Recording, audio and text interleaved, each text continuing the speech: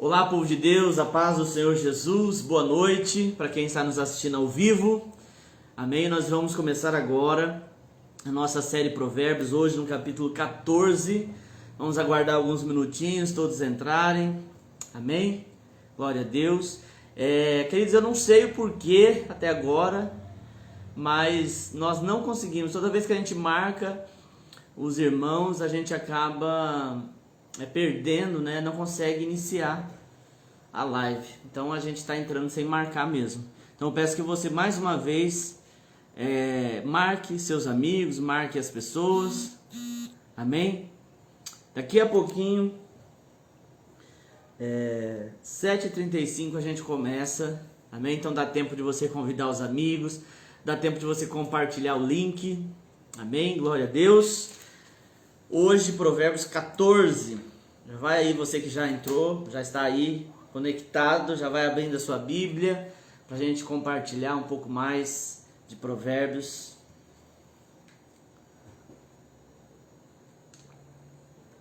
Cadê o retorno?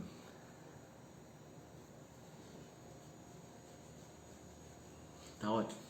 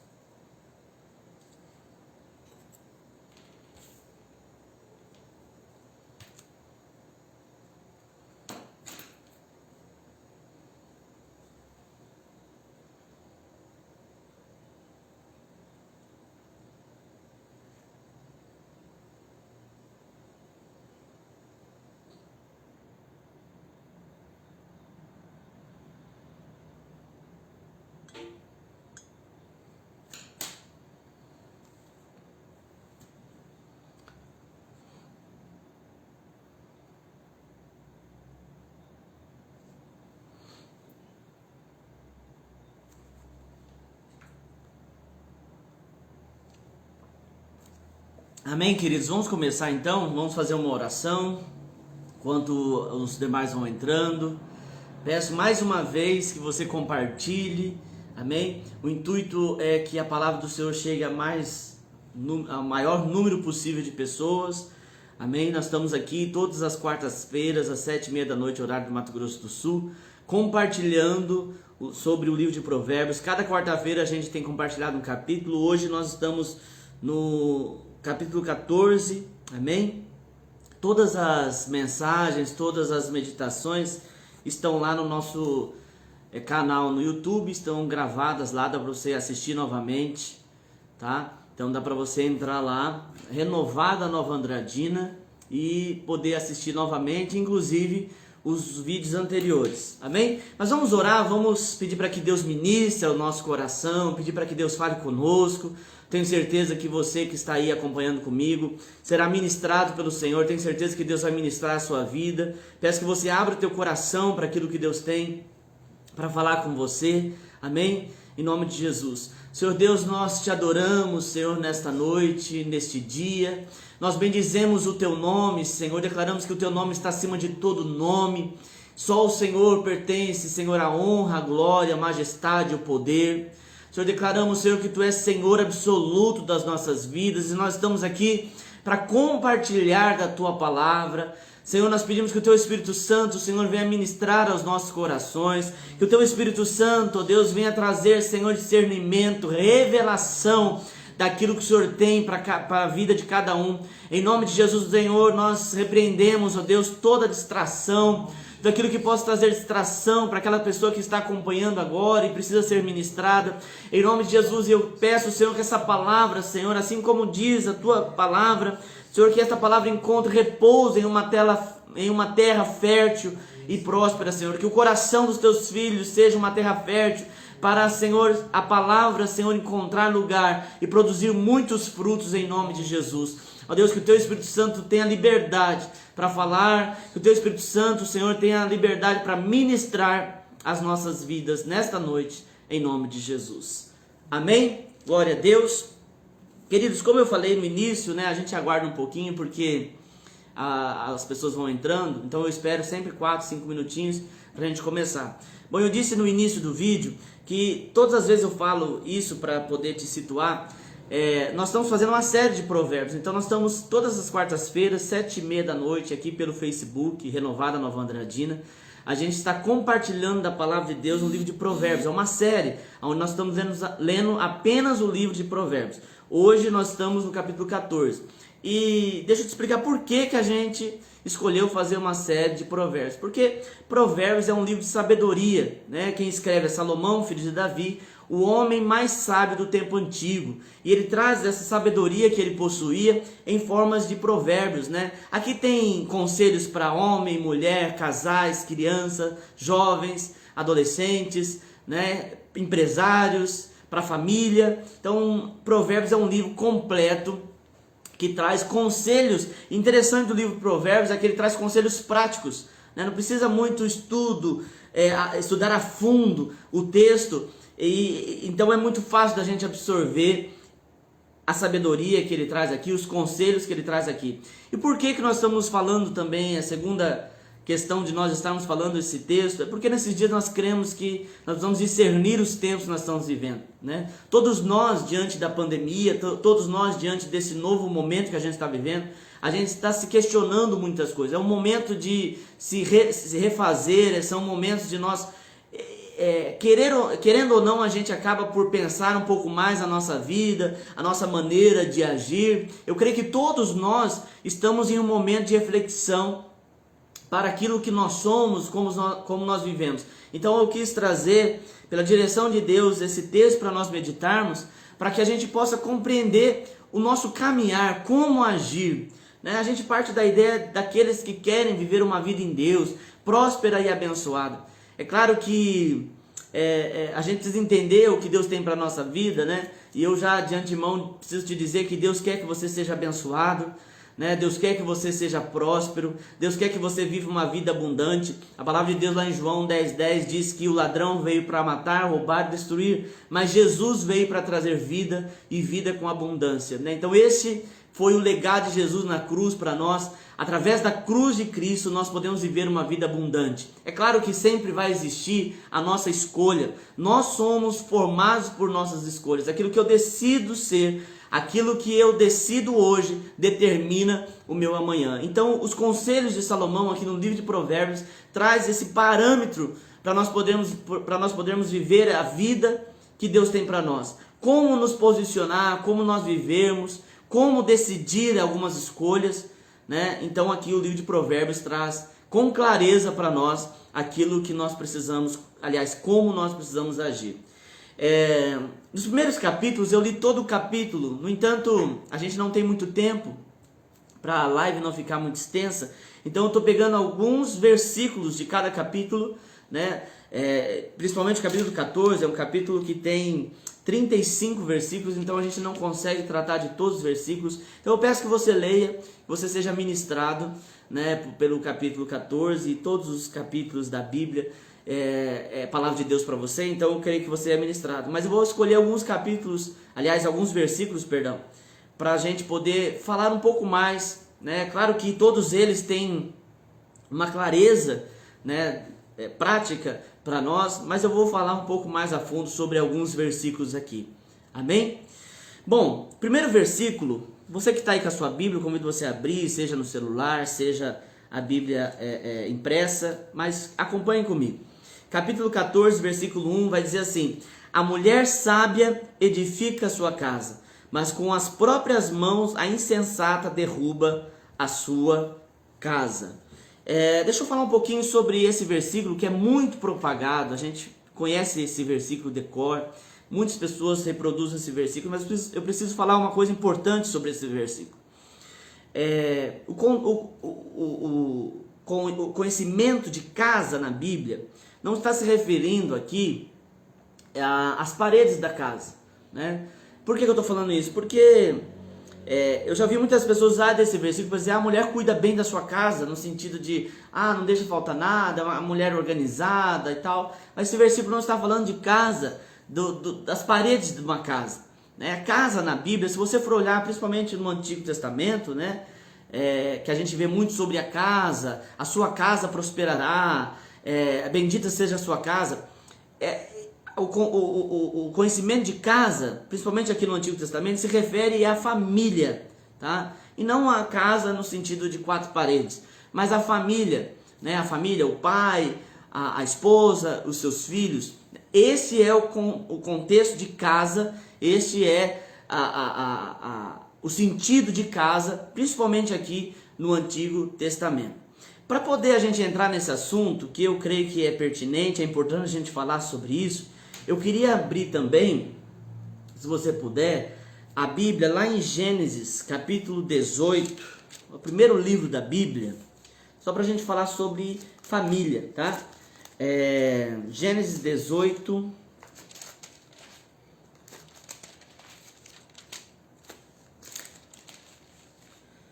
Gênesis capítulo 18, versículo 19. Deus está falando aqui com Abraão, né? Sobre Abraão, melhor dizendo. No momento em que Deus está para subjugar Sodoma e Gomorra, Deus resolve falar com Abraão sobre aquilo que ele está intentando fazer, né? E aí no versículo 19, a palavra do Senhor diz assim: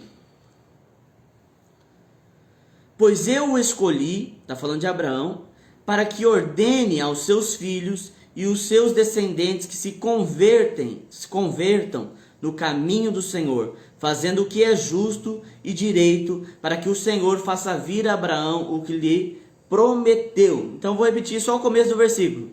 Pois eu o escolhi, Deus está falando sobre Abraão, eu escolhi Abraão para que ordene aos seus filhos e aos seus descendentes. Por que eu estou falando isso daqui? Para trazer um pouquinho, não dá tempo para a gente discutir aqui sobre o papel do marido e da mulher num relacionamento, mas eu quero falar um pouquinho sobre isso pela questão do que nós estamos vivendo esses dias.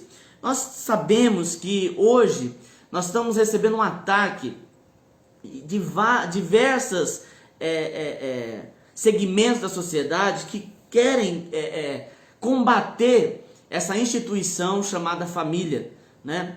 E nós sabemos pela palavra de Deus que quando a família é atacada, toda a humanidade é atacada, porque Deus estabeleceu a família para que o homem se forjasse nela, né? Então por isso nós recebemos aí tantos ataques. Eu creio que não tem dificuldade de falar isso, eu creio que é um ataque do diabo para destruir a família, querendo mudar conceitos sobre família, conceito de pai, conceito de mãe, né? Nós sabemos que existem realidades as mais diversas, principalmente no nosso país, né, que é um país multicultural. No entanto, a gente precisa entender que Deus escolhe a instituição família, pai, mãe, seus filhos, para poder forjar o homem ali. E a palavra de Deus é muito clara sobre a bênção de Deus sobre a casa, sobre a família. Por que eu quis ler o capítulo 18, versículo 19 de Gênesis, para a gente colocar junto com o versículo 1 aqui do capítulo 14 de Provérbios?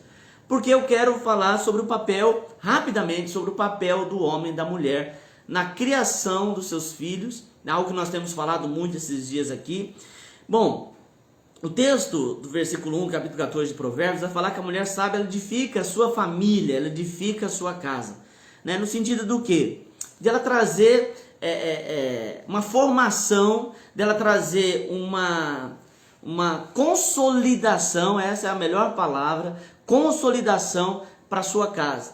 No entanto, Gênesis 18, 19 nos mostra que Deus estabeleceu a figura do homem para que ordene a sua casa, né? Nós sabemos, eu como pastor, eu lido com pessoas, eu lido com famílias, e nós sabemos que hoje, infelizmente, há uma inversão terrível de papéis na família, né? Homem agindo como o papel da mulher, e eu não estou falando aqui sobre gênero, tá? Estou falando sobre assumir uma posição dentro da casa, dentro da família, e mulher muitas vezes tendo que assumir uma posição que deveria ser a posição do homem. Mas a Bíblia nos deixa claro qual é o papel da mulher, qual é o papel do homem na criação, na formação dos filhos. O texto de Gênesis fala que Abraão seria o responsável para ordenar aos seus filhos e aos seus descendentes. Ou seja, nós entendemos pela palavra de Deus que é papel do homem, né, ordenar, dar ordem à sua casa. É o homem que precisa estabelecer os princípios, é o homem que precisa estabelecer valores, né? Às vezes você é uma mãe que tem um pai ausente, você, pastor, a minha realidade é diferente. Eu sei que existem casos, mas nós estamos partindo da ideia daquele homem que está inserido na sua casa, na sua família, no entanto não assume o seu papel. Isso é muito perigoso, porque cada um Deus estabeleceu com um princípio, ou com uma maneira de ser ou de agir. A mulher, ela edifica algo que é estabelecido pelo homem, né? É esse contexto de submissão. Quando alguém fala sobre submissão, até muitas pessoas não se arriscam a falar porque tem medo de falar sobre submissão, principalmente na internet, porque está a fim de procurar seguidores que o aprovem, então as pessoas têm medo. Mas submissão é exatamente isso. Submissão não é a mulher obedecer o marido manda, ele é o ditador, ele é o macho alfa da casa, não é nesse sentido. É da mulher, junto com o marido, né, estabelecer o princípio nos seus filhos, estabelecer um princípio na sua casa. Algo que tem me deixado muito preocupado, eu falei isso quarta-feira passada, se eu não me engano, é que muitas vezes eu escuto pais dizendo assim, olha, o meu filho vai ser aquilo que ele decidir ser quando crescer. Isso não é bíblico, isso não tem base bíblica. Nós aprendemos pela palavra de Deus que nós, como pais, nós somos responsáveis por estabelecer os princípios sobre os nossos filhos. Os nossos filhos vão ser aquilo que nós estamos estabelecendo sobre a vida deles. Quando eu digo que é ele que vai escolher, eu estou renunciando o meu papel, né? Principalmente na palavra de Deus, pois a palavra de Deus nos diz isso, né? A palavra de Deus diz assim, ensina a criança o caminho que ela deve andar, quando ela for velha não se desviará dele, né? A Bíblia vai dizer, eu citei quarta-feira passada, que os filhos são a flecha do alforje do guerreiro. A flecha precisa ser lançada, a flecha não toma destino sozinha, a flecha, você que é o arqueiro, precisa dar destino para a flecha. Então, se o filho é como flecha, então você precisa aprender a dar destino no seu filho. Mas nós precisamos assumir o nosso papel como homem e assumir o papel como mulher, como esposa dentro do lar, né? Muitas vezes o pai estabelece um princípio, a mãe destrói o princípio que o pai estabeleceu, ou a mãe quer estabelecer uma tentativa frustrada de estabelecer princípios sobre os seus filhos, no entanto não consegue permanecer, porque está fora do seu papel. Entenda, o texto diz assim que o homem, ele dá a ordem, ou seja, ele estabelece o princípio, e a mulher, ela edifica, ela consolida esse princípio dentro do lar. Sabe que muitas pessoas reclamam daquilo que vivem com seus filhos. É claro que eu sei que existe momentos que eles tomam suas decisões, né? Eu não estou falando aqui de você, o seu filho ser marionete nas tuas mãos. Eu estou falando principalmente no início da criação, né? É claro que eles se tornam adolescentes, a gente sabe que eles tomam decisões erradas, né? Mas se o princípio é estabelecido, aquilo vai estar permanente sobre a vida dele. Por que muitos filhos não permanecem nos caminhos do Senhor no período da adolescência ou da juventude? Porque houve falha na formação.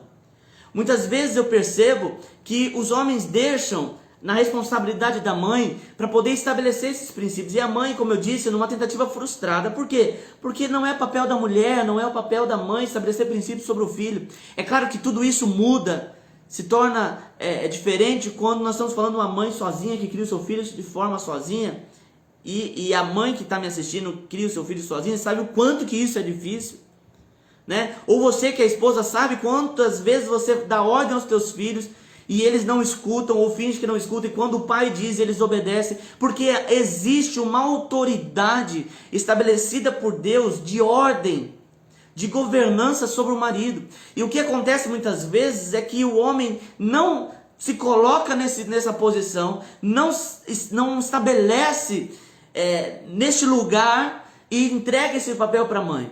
E isso existe dificuldade. Por isso nós vemos aí tantos jovens, tantos adolescentes rebeldes, né, vivendo debaixo de uma vida que eles julgam decidir por conta própria, e nós sabemos aonde que isso vai terminar, nós sabemos qual é o fim disso, né? As pessoas perdem a sua essência, justamente, né, as crianças vão perdendo a sua essência justamente porque não é estabelecida essa ordem, né, dentro de um papel, dentro de um lar. Então o texto, quando a palavra de Deus diz que a mulher sábia edifica, não é edificar a sua casa, não está falando dos afazeres domésticos, está falando da sua família. A mulher é responsável para edificar a sua família, né? Então, sabe que eu vejo que as pessoas, elas têm seus filhos e criam não, o jeito que der, né? Eu fui criado no passado, minha mãe me criou daquele jeito, então eu vou criar também, vai dar tudo certo. Sabe, isso é um erro.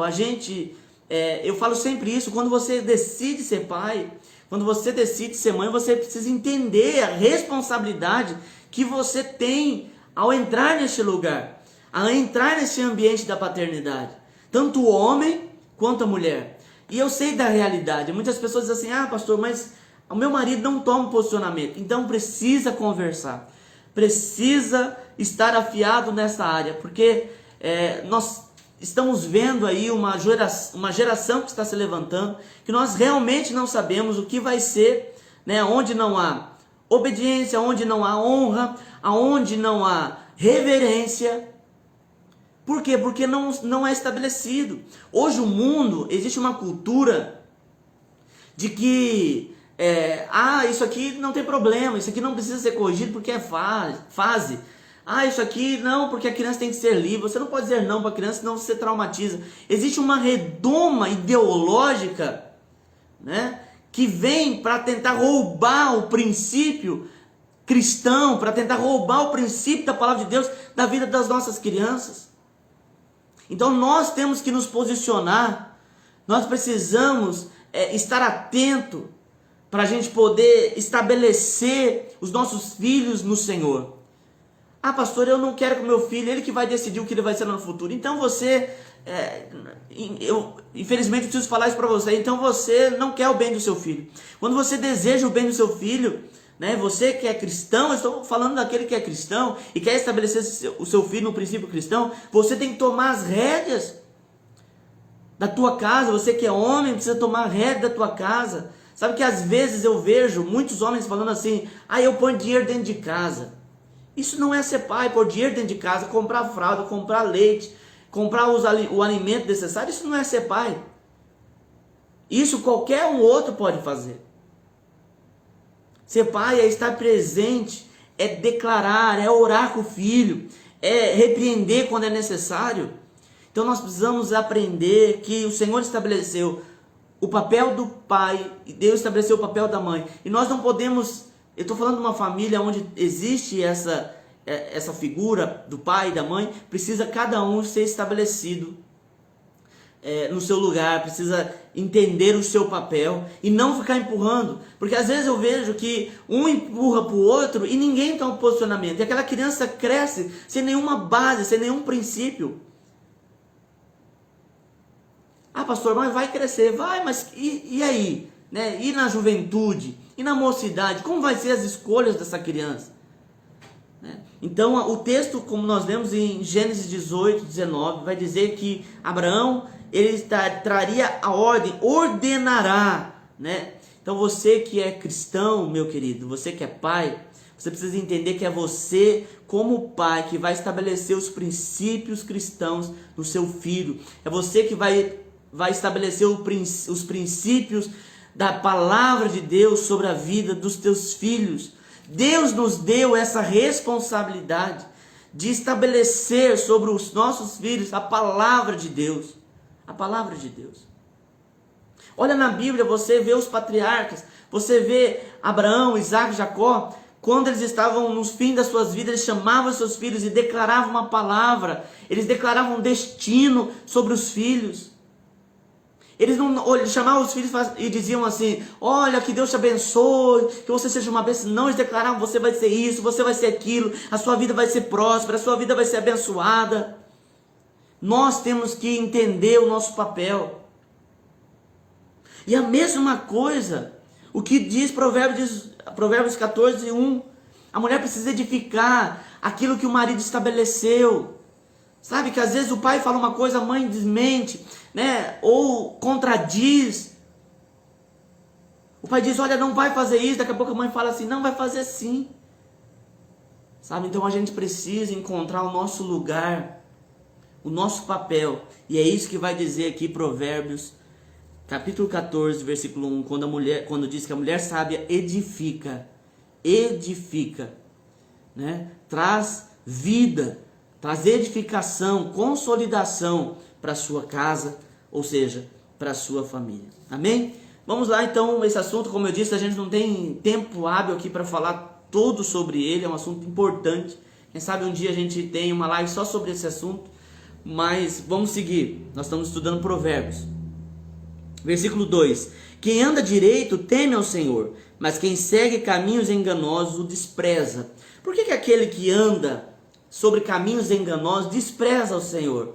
Porque todos, seja o ateu, seja quem for, todos sabem que existe uma consequência de seus atos, né? Todas as vezes que a gente vem para Deus, existe aí um evangelho açucarado, que vai dizer que Deus ele te recebe de braços abertos, que Ele te ama, é teu paizinho querido e tal. Isso não é mentira, isso é verdade. Deus recebe, Ele te ama, mas uma das coisas que o evangelho deve fazer, se não está fazendo, você não está vivendo o evangelho, é te confrontar. Por que que o caminho dos enganosos, por que aqueles que andam com caminhos enganosos desprezam o Senhor? Porque eles são confrontados. Quando vêm para Deus, eles são confrontados no quê? No seu engano, na sua mentira, no seu pecado. Sabe, durante muito tempo a igreja ficava dizendo, apontando o dedo, aquilo está errado, isso está errado, isso é pecado, isso não é pecado. O evangelho que eu creio é o evangelho que o próprio evangelho me confronta. Ninguém precisa apontar o dedo para mim. Até quando Jesus vai servir a ceia, né? Aliás, quando o apóstolo Paulo vai falar sobre a ceia, lá em 1 Coríntios 11, 23, ele diz assim, olha, examine-se pois o homem a si mesmo, depois coma do pão e beba do cálice. Até na ceia, o Senhor fala para a gente se autoexaminar, né? Porque Ele não quer que haja necessidade de alguém dizer para você, está errado. Porque a palavra de Deus, ela não me confronta. A própria palavra de Deus diz que eu sou julgado pela palavra. O evangelho me confronta, né? Ao que? A ser diferente. Por isso que diz, quem anda direito teme ao Senhor. Porque não deve, então ele teme, ele anda com o Senhor. Mas o enganoso, ele não consegue chegar perto de Deus, porque ele sabe que ele vai ser confrontado. E é exatamente isso que o evangelho faz conosco. Nós precisamos ser confrontados pelo evangelho. Se você segue uma doutrina, uma ideologia que só te apoia, que só passa a mão na tua cabeça, então isso não vai acabar bem. Porque todos nós precisamos ser exortados. E o Senhor nos exorta pela palavra. O Salmo 23 vai dizer, o seu bordão e teu cajado me consola. Eu falo sempre isso. Você já viu um pedaço de pau consolar alguém? Será que era para fazer carinho na ovelha? Não, era para alinhar. Quando fala de consolo, fala de alinhamento, né? Quando a ovelha saía fora do seu caminho, então o pastor pegava o bordão e tocava nessa ovelha para que ela voltasse para o caminho. A palavra de Deus é o bordão de Deus da nossa vida, que nos alinha no propósito de Deus. Porque nós saímos fora. Isso, se você olhar na Bíblia, quantos homens que Deus estabeleceu e se corromperam no caminho. O próprio povo de Deus se corrompe. Eles saem do Egito por um propósito, em busca de uma terra que emana leite e mel, em busca da promessa de Deus, e eles se corrompem, em busca de algo bom, mesmo em busca de algo bom eles se corrompem.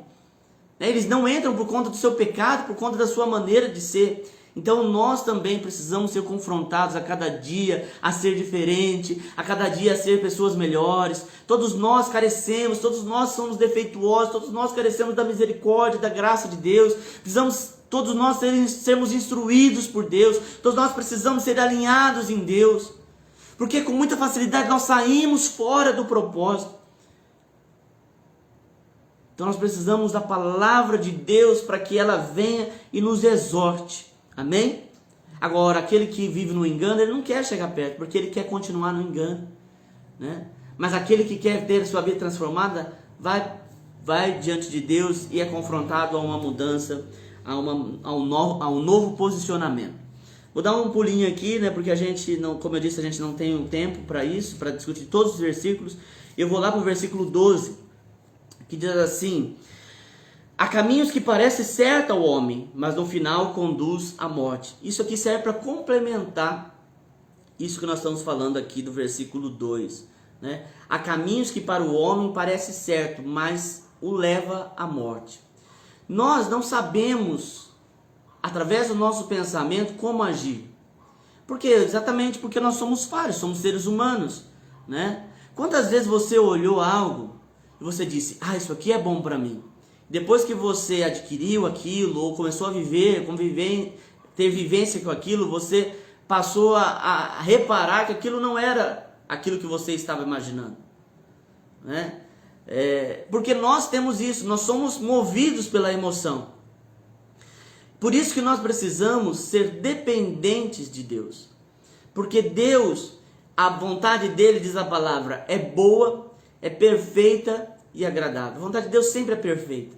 Pastor, mas eu deixo Deus cuidar da minha vida e parece que aquilo que Deus faz não é aquilo que eu esperava.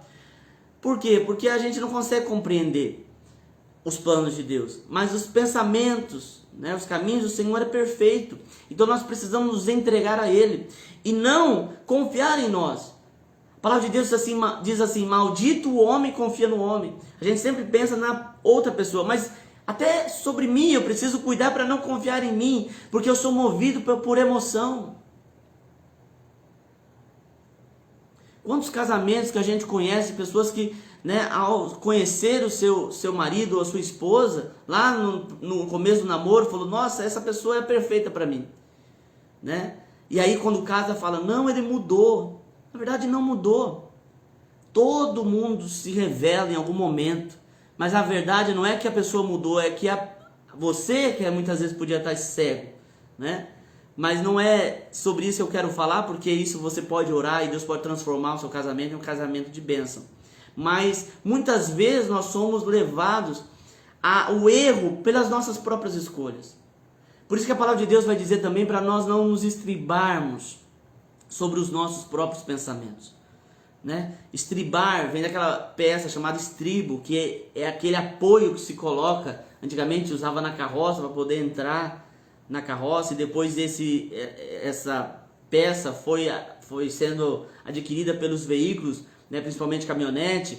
É aquilo onde você apoia o seu pé, né? Por isso que a palavra de Deus diz: não se estriba no seu próprio pensamento, no seu próprio entendimento, porque nós somos falhos. Então nós precisamos ser direcionados, nós precisamos aprender a depender de Deus, né? O problema é que a gente erra, que às vezes a gente só depende de Deus quando a gente não tem mais possibilidade. A gente faz tudo que está ao nosso alcance, e quando nós não temos mais alcance ou não temos mais o que fazer, a gente diz: então eu vou depender de Deus. Não, aprenda a depender de Deus ainda que haja possibilidades na tua vida, para que Deus te direcione, para que Deus estabeleça o direcionamento na tua vida. Amém? Versículo 20. Os pobres são evitados até por seus vizinhos, mas os amigos dos ricos são muitos, né? Mais uma sabedoria. Como que nós sabemos disso, né? Quantas pessoas a gente consegue visualizar isso? A Bíblia, que foi escrita há tanto tempo, ela é tão atual, né? O rico, ele tem muitos amigos, mas o pobre é evitado até pelos seus vizinhos. O que Deus está falando sobre isso aqui? Pastor, então eu tenho que ser rico para ser muitos amigos? Não, o que Deus está falando aqui é que nem todos aqueles que são teus amigos são amigos de fato. Né? Nós falamos quarta-feira passada, que nós precisamos selecionar aqueles que andam com a gente. Pastor, mas Deus não faz discriminação de pessoas. Eu não posso fazer discriminação de pessoas. Uma coisa é você ter relacionamento com as pessoas, uma troca, né? Diplomacia, né? Mas uma outra coisa é você andar. A palavra de Deus fala tanto sobre as pessoas que convivem conosco. Por exemplo, a palavra de Deus vai falar para nós não nos atermos, ou nós não permanecermos na roda dos escarnecedores. A Bíblia fala muito sobre aqueles que andam conosco, que influenciam a nossa vida. Então nem todos aqueles que batem nas tuas costas e diz que estão com você, de fato estão. A gente tem que cuidar disso. Está aqui a sabedoria de Salomão para esse sentido. Cuidar daqueles que estão à sua volta. Porque muitas vezes as amizades, entre aspas, só existem quando há algo que eles têm ou encontram em você, algum benefício. Por isso que o texto vai dizer aqui que os pobres são evitados pelos seus vizinhos, mas os ricos têm muitos, entre aspas, amigos. Nós precisamos cuidar, porque nem todos aqueles que estão à nossa volta estão de fato porque nos amam, porque nos querem bem. Tem muitas pessoas que se diz amigo e na verdade estão ali à espreita para o momento que você cair eles possam roubar o seu lugar, né? Então a gente precisa cuidar disso. Versículo 21. Quem despreza o próximo comete pecado, mas como é feliz quem trata com bondade os necessitados. Sabe, é uma coisa que a Bíblia traz para nós aqui.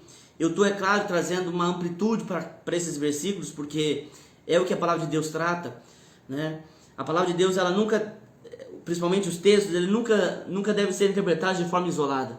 A gente pega um versículo e a gente compreende através daquilo que traz de conhecimento em toda a Bíblia. O que o texto está querendo dizer aqui? Que nós precisamos abençoar pessoas com a nossa vida. Por que isso é importante falar? Parece que é algo tão natural. É claro que eu preciso abençoar, pastor. No entanto, nós vivemos cada vez mais correndo atrás dos nossos próprios interesses. Quantas vezes a gente encontra alguém, às vezes alguém que a gente precisa desabafar, e hoje em dia a gente nem consegue mais desabafar, porque quando você vai contar um problema ou pedir uma ajuda, a pessoa vem com outro muito maior. Não sei se você já percebeu isso. Você vai contar algo, a pessoa vem com outro problema. Não param para escutar. Por que isso está acontecendo? Cada vez mais. Porque cada vez mais nós somos egoístas.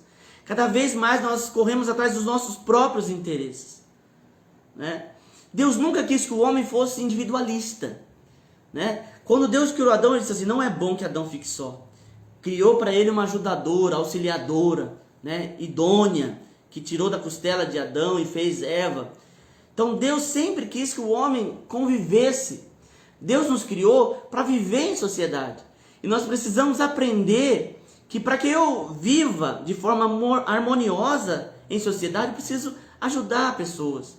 E tudo que Deus estabelece não é princípio que vai mudar a minha vida no reino do Espírito.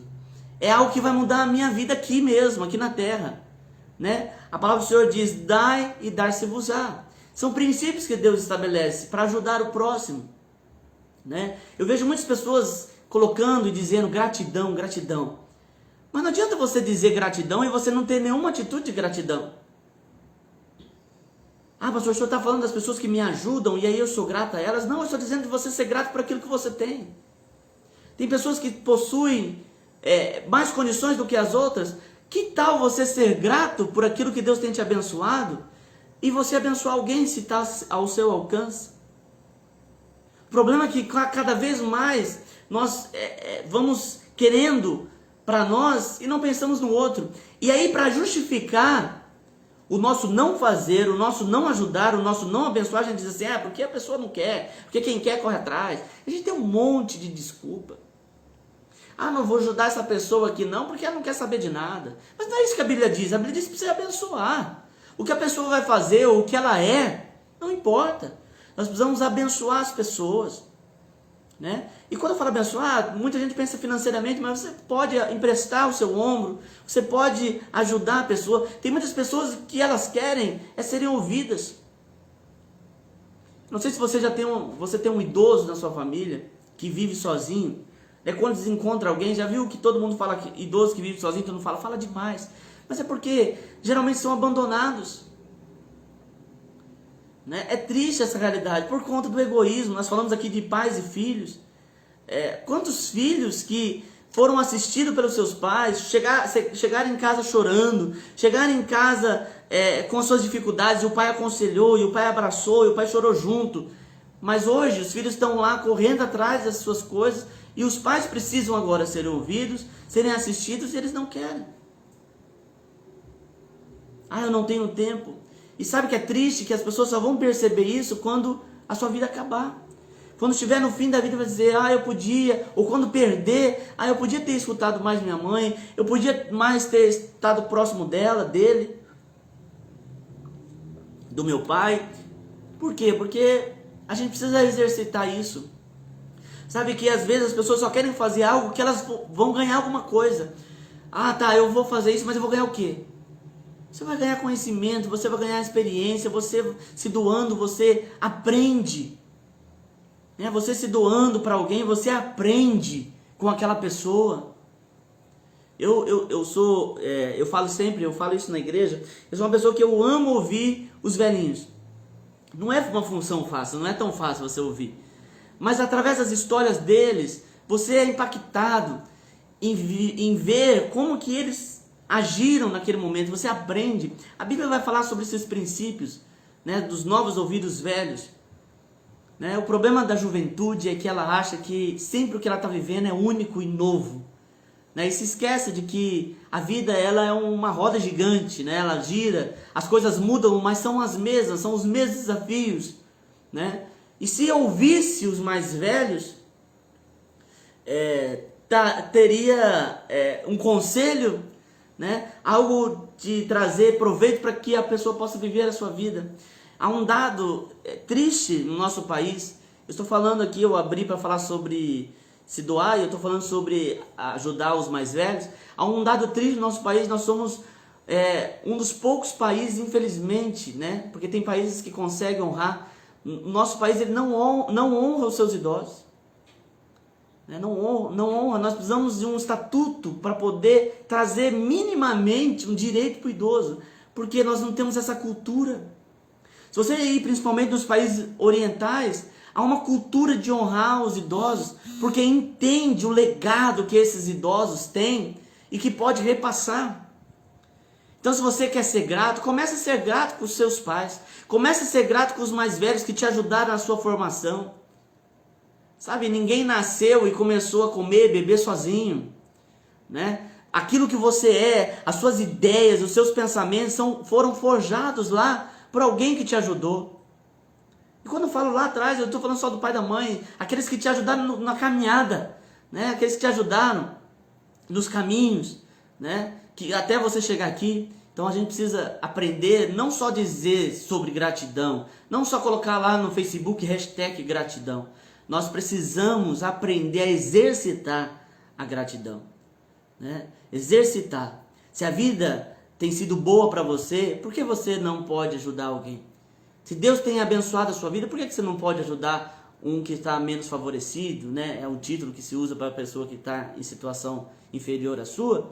Então, por que você não pode abençoar? Por que você não pode ajudar? Por que você não pode andar, tirar um tempo para estar com essa pessoa?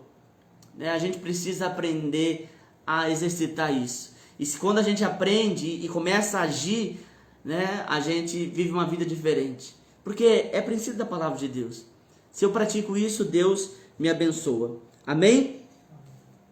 Versículo 26. Aquele que teme o Senhor possui uma fortaleza segura, refúgio para os seus filhos. Olha que interessante.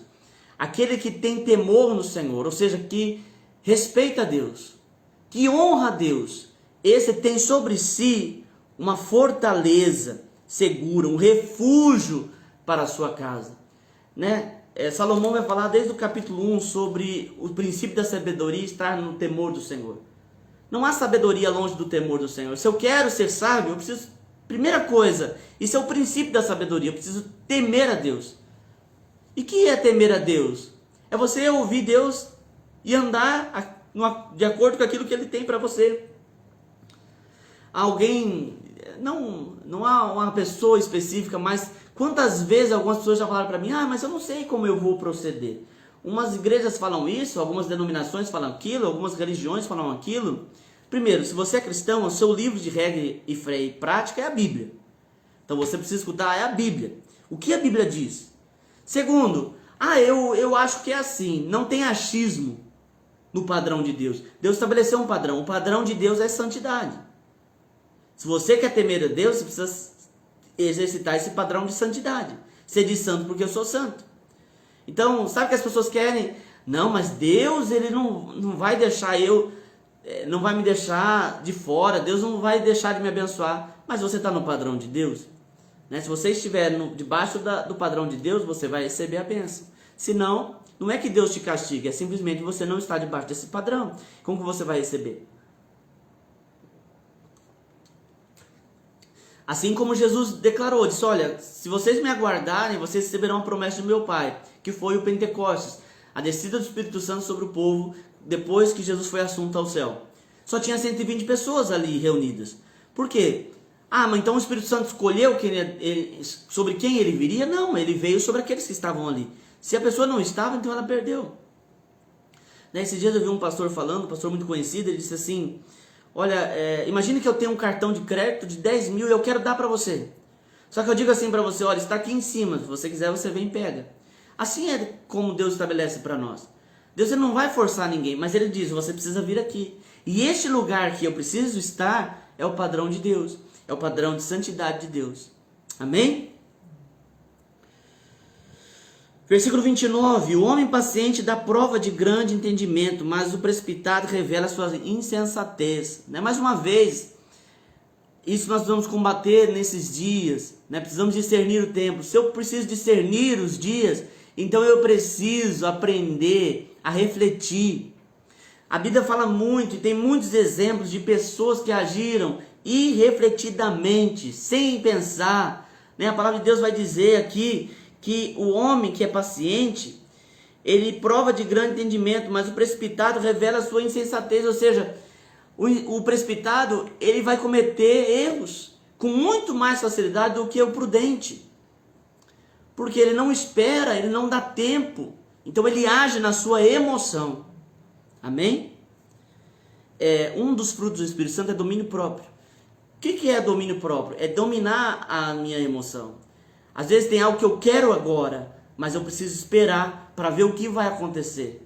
Então é isso que Deus pede para nós exercitarmos, o domínio próprio, a temperança. Versículo 30. Coração em paz dá vida ao corpo, mas a inveja apodrece os ossos. Isso aqui tudo é muito atual. Quantas pessoas vivem debaixo de inveja? O que é a inveja? Inveja, primeiro, não é admirar o que o outro tem, ou admirar aquilo que a pessoa construiu. Claro que nós temos pessoas que nós admiramos aquilo que ela construiu, e às vezes a gente pode até usar aquela pessoa de inspiração, não há problema nisso. A inveja não é isso, a inveja é muito maior. A inveja é a pessoa querer aquilo que o outro tem. Inveja é a pessoa querer estar no lugar que a pessoa está. E esse sentimento é um sentimento autodestrutivo. O texto vai dizer que o coração em paz dá vida ao corpo, mas a inveja apodrece. A inveja ela é autodestrutiva. Então nós temos que nos controlar sobre isso, orar, para que Deus tire a inveja de nós. Eu não sei se você já reparou, alguns vão dizer que é coincidência, mas já reparou quando dentro de um quarteirão alguém resolve reformar a casa? Outro vai lá e reforma a sua, o outro da frente vai reformar, o do lado vai querer reformar. Por quê? Porque as pessoas, cada dia, elas querem ser como as outras. A pior coisa que nós temos nessa era é a era dos influencers, daqueles que influenciam. Porque olha que terrível isso, a pessoa vive uma vida diferente da sua, porque cada um tem a sua vida, e ele te influencia a maneira que você deve ser. Isso é falta de originalidade. Nem tudo que é bom para o outro é bom para você. Nem tudo que o outro tem, e ele age daquela forma por ele ter isso, que você precisa ter, e significa que você vai agir igual. Então nós precisamos de algo que combate a inveja. A maior atitude que combate a inveja é a gratidão, é a gente poder estar contente com aquilo que nós temos. Contente ainda a palavra contentamento. Nos contentarmos com aquilo que nós temos. Essa busca de querer mais e mais e mais faz com que a gente fica olhando para ver o que eu não tenho. Então, olha, fulano tem, então preciso ter também. Mas o contentamento, ele tira de nós a inveja. Aprenda a estar contente com aquilo que você tem. Não estou falando de conformado, mas seja grato àquilo que você tem. A Bíblia diz assim: quando eu sou fiel no pouco, sobre o muito Deus me coloca. Seja fiel a Deus, agradeça, louve, glorifique a Deus por aquilo que você tem. Né? E aí quando você glorifica, quando você adora a Deus por aquilo que você tem, então Deus coloca você em um novo nível. A gente tem que correr por conta do tempo, né? Vamos lá, versículo 31. Não, versículo 32. Quando chega a calamidade, os ímpios são derrubados. Os justos, porém, até em face da morte encontram refúgio. Eu vou terminar com este versículo aqui porque ele é muito conveniente para esses dias que a gente está vivendo. Quando chega a calamidade, os ímpios são derrubados. Os justos, porém, até em face da morte encontram refúgio. Né? Nós estamos vivendo um tempo de dificuldade. Um vírus mortal está assolando a nossa humanidade. Né? E muitas pessoas estão com medo. O medo, ele não é uma escolha, é lógico. Né? A gente não escolhe ficar com medo. Mas existem algumas coisas que nos tiram desse lugar de medo. Né? A palavra de Deus vai dizer: como imagina a sua alma, assim ele é. A gente tem que tomar cuidado, porque o medo nos faz sermos aquilo que nós não queremos ser. Né? Jó, quando ele foi tentado pelo diabo, ele disse: olha, o que eu mais temia me sobreveio. Então nós entendemos que o medo, ele atrai aquilo que nós tememos. Então nós precisamos tirar isso, tirar o medo do nosso coração. E como que eu tiro o medo? Não é um exercício mental. Não. É você viver uma vida em Deus. Quando fala justo, o justo, né? Aquele que vive na justiça de Deus, aquele que vive em Deus, aquele que é estabelecido no Senhor. Se você está estabelecido no Senhor, você não teme, porque mesmo em face da morte, Deus tem refúgio para você. Olha que tremenda essa palavra.